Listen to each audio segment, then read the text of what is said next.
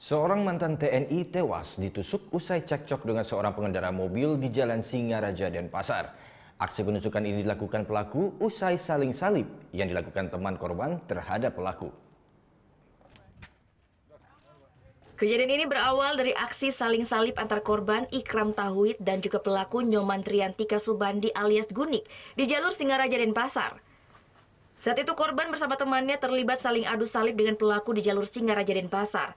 Korban yang merasa tidak diberi ruang saat hendak menyalip akhirnya menemukan pelaku berhenti di sebuah warung di kilometer 14 Desa Gitgit. Sempat bersih tegang dengan pelaku, teman korban pun memukul pelaku hingga terjatuh.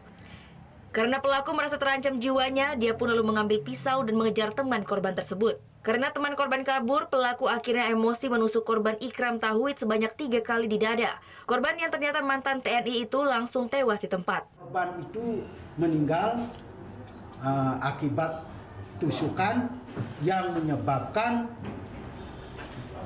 pangkal daripada dada kanan, pangkal daripada pembuluh nadi yang ke jantung itu terputus.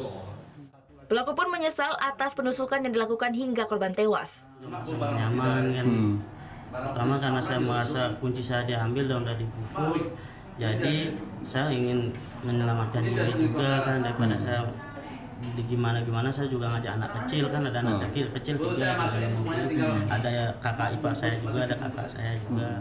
Untuk mempertanggungjawabkan perbuatannya, pelaku saat ini meringkuk di sel Polres Buleleng. Atas perbuatannya, Nyoman Triantika alias Gunik dijerat pasal 338 KUHP dengan ancaman hukuman 15 tahun penjara. Putu Wijana melaporkan untuk NET. Oh yang beneran? Iya, oke. Tapi gue pernah.